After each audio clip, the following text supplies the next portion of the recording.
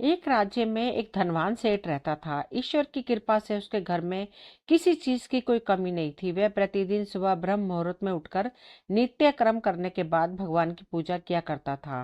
वह बहुत ही सरल स्वभाव का व्यक्ति था।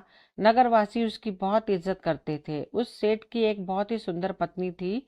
वह अपने पति की प्रत्येक बात मानती थी, कभी भी अपने पति के आगे की अवहेलना नहीं करती थी। वह दोनों पति पत्नी एक दूसरे से अत्यंत प्रेम करते थे और उनके घर में कभी भी लड़ाई झगड़ा नहीं होता था।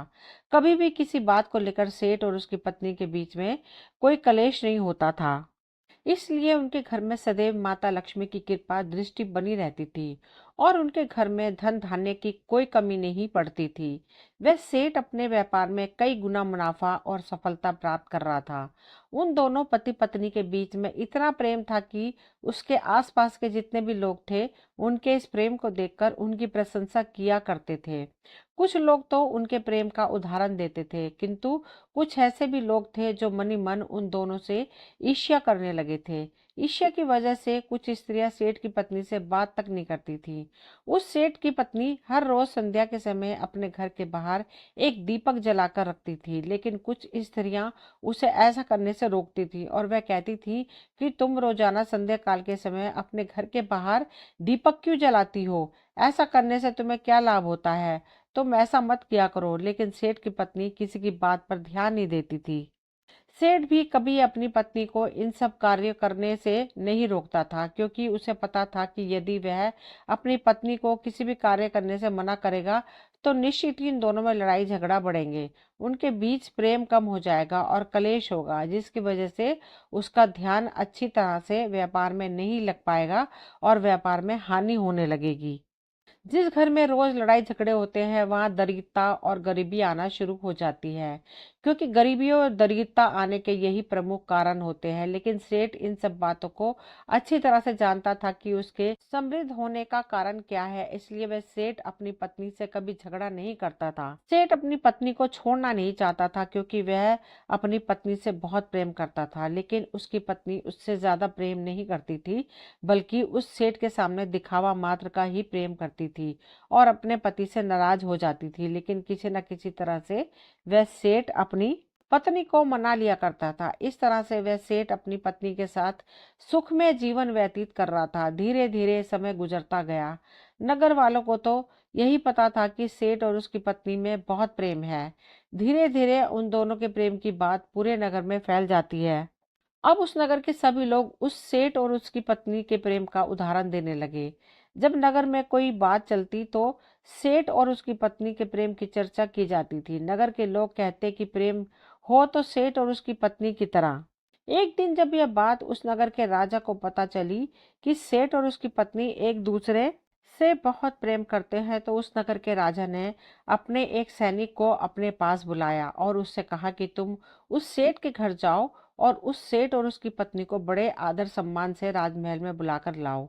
हम उनका सम्मान करना चाहते हैं और उन्हें उपहार देना चाहते हैं। हम उनके प्रेम को देखकर उनसे बहुत ही प्रसन्न है, लेकिन याद रहे उन्हें वहां कुछ भी मत बताना। इस प्रकार से राजा का आदेश पाकर वह सैनिक उस सेठ के घर पहुंच जाता है और उसके घर का दरवाजा खटखटाता है। कुछ देर के बाद सेठ दरवाजा खोलता है तो वह देखता है कि उसके सामने एक सैनिक खड़ा है। सैनिक को देखकर वह घबरा जाता है। फिर वह बहुत ही विनम्रता से कहता है, सैनिक, आप आज मेरे घर में क्यों आए हैं? फिर वह सैनिक कहता है कि सेठ जी, हम आपको अपने साथ राज दरबार में ले जाने आए हैं। ये महाराज का आदेश है। और उन्होंने यह भी कहा कि आप महल में अपनी पत्नी के साथ आना। सैनिक की यह बात सुनकर सेठ बहुत डर गया, किंतु वह कर भी क्या सकता था?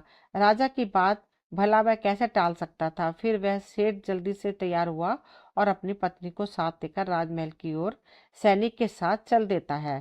थोड़ी देर बाद राजमहल में पहुंच जाता है। राजमहल में पहुंचकर सबसे पहले वह राजा को प्रणाम करता है। फिर राजा उस सेठ और उसकी पत्नी का बहुत अच्छी तरह से आदर सत्कार करता है। उसके बाद उन्हें उपहार में बहुत सारा धन देता है। धन पाकर वह सेठ और उसकी पत्नी मन ही मन बहुत प्रसन्न हो जाते हैं और सारा दिन राजमहल में व्यतीत करने के बाद शाम के समय राजा उन दोनों को विदा करता है। राजा से विदा लेकर सेठ और उसकी पत्नी बड़ी ही प्रसन्नता पूर्वक अपने घर चले जाते हैं। उसके बाद उस नगर का राजा पूरे नगर में ऐलान कर देता है कि आज रात को पूरे नगर में सभी लोगों के घर में सेठ और उसकी पत्नी के बीच इस अटूट प्रेम के उपलक्ष्य में दीपक जलाए जाएंगे, क्योंकि दीपक प्रेम का प्रतीक होता है। जैसे तेल और बाती मिलकर संसार में प्रकाश फैलाते हैं, घर को रोशन करते हैं, इस तरह जिन लोगों में प्रेम होता है उनके घर में सुख शांति का वास होता है और माता लक्ष्मी का उस घर में आगमन होता है। इस प्रकार से राजा की आज्ञा से उस नगर के सभी लोगों ने अपने घरों में दीपक प्रज्वलित किया, किंतु उस नगर के सभी घरों के दीपक थोड़ी ही देर में बुझ जाते हैं। लेकिन उस सेठ के घर का दीपक अभी भी जल रहा था और उसका प्रकाश दूर दूर तक फैल रहा था। फिर उस नगर के राजा ने अपने मन में सोचा कि क्यों ना अब मैं बाहर चलकर देखूं कि किस किस ने अपने घर में दीपक प्रज्वलित किए हैं और किसका दीपक अभी भी जल रहा है। ऐसा मन में विचार करके राजा अपने महल की छत पर खड़ा हो जाता है और नगर की तरफ देखने लगता है। उसने देखा कि उस नगर में किसी के घर में कोई भी दीपक नहीं जल रहा था, लेकिन उस सेठ के घर में दीपक अभी भी जल रहा था। राजा उस सेठ के घर की तरफ देख ही रहा था, इतने में वहां पर उसकी रानी आ जाती है। तब राजा रानी से कहते हैं कि रानी, नगर की तरफ ध्यान से देखिए। सेठ के घर को छोड़कर नगर के किसी अन्य घर में दीपक नहीं जल रहा है। इससे स्पष्ट हो जाता है कि वह सेठ और उसकी पत्नी के बीच कितना ज्यादा प्रेम है। उन दोनों के आपस में कितना ज्यादा प्रेम होने का कारण यह दीपक ही है, और इसके साथ साथ वह सेठ कितनी अच्छी सोच और बुद्धिमानी से अपने घर को चलाता रहता है। लेकिन रानी राजा की इस बात से सहमत नहीं होती है। रानी राजा से कहती है कि महाराज, मैं आपकी बात से सहमत नहीं हूँ, हो सकता है उसकी पत्नी ही इस प्रेम की निभा रही हो। रानी की यह बात सुनकर राजा मुस्कुराते हुए कहते हैं कि रानी, तुम यह क्या कह रही हो? प्रेम तो दोनों तरफ से होता है, तभी तो वह सारा जीवन चलता है। इस बात को लेकर राजा और रानी में काफी देर तक बहस होती रही। राजा कहता है पुरुष ज्यादा समझदार होता है, रानी कहती है स्त्री ज्यादा समझदार होती है। इस प्रकार दोनों के बीच में काफी देर तक झगड़ा होता रहा। अब राजा उस सेठ की प्रशंसा करते हुए रानी से कहता है कि देखो, सेठ के प्रेम की वजह से वह दीपक अभी तक प्रज्वलित हो रहा है, इसलिए उस घर में प्रेम है, लक्ष्मी का वास है। लेकिन रानी कहती है नहीं नहीं, सेठ की पत्नी से वह घर चल रहा है। सेठ की पत्नी बहुत बुद्धिमान है, वही सब कुछ कर रही है। और यह बात लड़ाई तक पहुंच जाती है। राजा रानी के बीच झगड़ा शुरू हो जाता है। तभी अचानक से राजा रानी से कहता है, हम दोनों लड़ाई क्यों कर रहे हैं? क्यों ना हम उस सेठ और उसकी पत्नी की परीक्षा लेकर देख लें, जिससे ये स्पष्ट हो जाएगा कि उन दोनों में कितना ज्यादा प्रेम होने का क्या कारण है। राजा की यह शर्त रानी मान लेती है और कहती है ठीक है, मैं उस सेठ की पत्नी की परीक्षा लेना चाहती हूँ। राजा कहते हैं ठीक है रानी, आप जैसा चाहे वैसा कर सकती हैं। आप सेठ की पत्नी की परीक्षा लेकर देख लो और मैं उस सेठ की परीक्षा ले लेता हूँ। राजा रानी से कहता है रानी, अवश्य ही उस घर में सेठ की वजह से ही माता लक्ष्मी का वास है। तब रानी कहती है पहले आप उस सेठ की परीक्षा लेकर देख लीजिए। अब राजा सैनिकों को अपने पास बुलाता है और कहता कि जाओ उस सेठ के घर जाओ और उस सेठ से जाकर के कहना कि तुम अपनी पत्नी को मार डालो, और यदि तुम अपनी पत्नी को मार डालोगे तो तुम्हारा विवाह राजा अपनी बेटी के साथ में करवा देंगे और तुम्हें इस राज्य का मंत्री नियुक्त कर देंगे। अब इधर राजा का आदेश पाकर वे सैनिक सेठ के घर में पहुंच जाते हैं और सेठ के घर का दरवाजा खटखटाते हैं। उस दिन सेठ की पत्नी कहीं बाहर गई हुई थी, घर पर केवल सेठ अकेला ही मौजूद था। सेठ ने आकर दरवाजा खोला तो देखा द्वार पर सैनिक खड़े हैं। सेठ ने जब सैनिकों को देखा तो पूछने लगा कि आप लोग यहाँ कैसे आए हैं।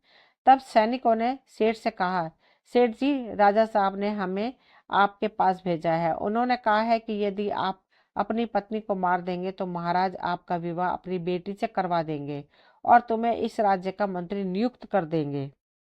अब सैनिक के मुख से राजा की यह बात सुनकर सेठ बहुत ही क्रोध में आ जाता है और कहता है कि खबरदार, जो दोबारा तुमने ऐसी बात कही तो अच्छा नहीं होगा। जाओ और जाकर महाराज से कह देना, मैं धन के लालच में अपनी पत्नी को कभी नहीं धोखा दे सकता। मैं उससे प्रेम करता हूँ। मैं अपनी पत्नी को कभी नहीं मार सकता, चाहे मेरी जान ही क्यों ना चली जाए। मुझे मंत्री का पद नहीं चाहिए और मुझे राजकुमारी भी नहीं चाहिए। मेरे जीवित रहते हुए मुझे मेरी पत्नी से कोई अलग नहीं कर सकता, क्योंकि मैं अपनी पत्नी से अत्यंत प्रेम करता हूँ। जाओ और महाराज से मेरा ये संदेश कह देना कि चाहे मेरी जान ले लीजिए, लेकिन मैं अपनी पत्नी की हत्या नहीं कर सकता। अब इधर सैनिक सेठ की सभी बातें सुनकर के वहां से वापस राजा के पास पहुंच जाते हैं और सेठ के द्वारा कही गई सारी बातें राजा को बता देते हैं। फिर राजा रानी की ओर देखते हुए कहते हैं, रानी, सुन लिया ना तुमने कि वह सेठ अपनी पत्नी से कितना प्रेम करता है। उस सेठ के प्रेम की वजह से उस सेठ के घर में धन दौलत की समृद्धि हो रही है। उस सेठ की वजह से ही उस घर में खुशियां हैं। राजा की यह बात सुनकर रानी कहती है, नहीं महाराज, ऐसा नहीं हो सकता। अभी तो आपने उस सेठ की परीक्षा ली है, अब मैं उसकी पत्नी की परीक्षा लूंगी। उसके बाद ही आप यह निर्णय ले सकते हैं कि कौन अधिक प्रेम करता है। राजा ने रानी की ये बात मान ली। फिर वह रानी कुछ सैनिकों को अपने पास बुलाती है और उनसे कहती है कि नगर में रहने वाले उस सेठ की पत्नी से जाकर कहना कि राजा ने कहा है कि अगर वह अपने पति के मौत के घाट उतार देती है तो मैं उसको अपनी रानी के रूप में स्वीकार कर लूंगा और उसे सदैव अपनी पटरानी बनाकर रखूंगा। अब इधर रानी की आज्ञा पाकर सैनिक दोबारा से उस सेठ के घर की ओर चल देते हैं। तभी रास्ते में उन सैनिकों को सेठ की पत्नी दिखाई देती है। उस समय वह सेठ की पत्नी को देखकर सैनिक उसके पास जाते हैं और उसे कहते हैं, सुंदरी, महाराज ने आपके लिए एक संदेश भेजा है। उन्होंने कहा है कि यदि आप अपने पति की हत्या कर देंगी तो राजा साहब तुमसे विवाह कर लेंगे और तुम्हें अपनी रानी बनाकर रखेंगे और तुम्हें संसार के सभी सुख भोगने को मिलेंगे। सैनिक की ये बातें सुनकर सेठ की पत्नी के मन में लालच उत्पन्न हो गया और वह मन ही मन में विचार करने लगी कि अगर महाराज मुझसे विवाह कर लेंगे तो मैं बहुत धनवान हो जाऊंगी और इतने बड़े राज्य की रानी बन जाऊंगी।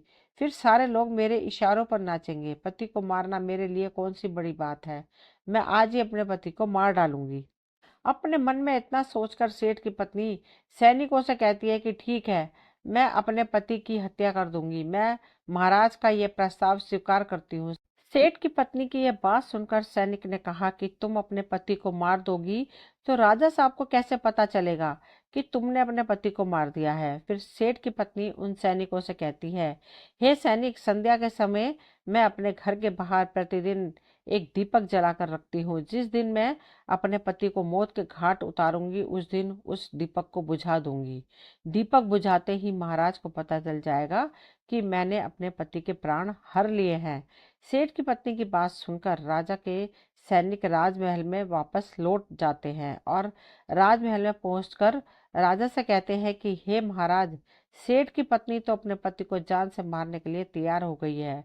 उसने कहा है कि वह जिस दिन अपने पति को मौत के घाट उतार देगी उस दिन वह दीपक को बुझा देगी। ऐसा करने से उसका पता चल जाएगा कि उसने अपने पति को मार दिया है।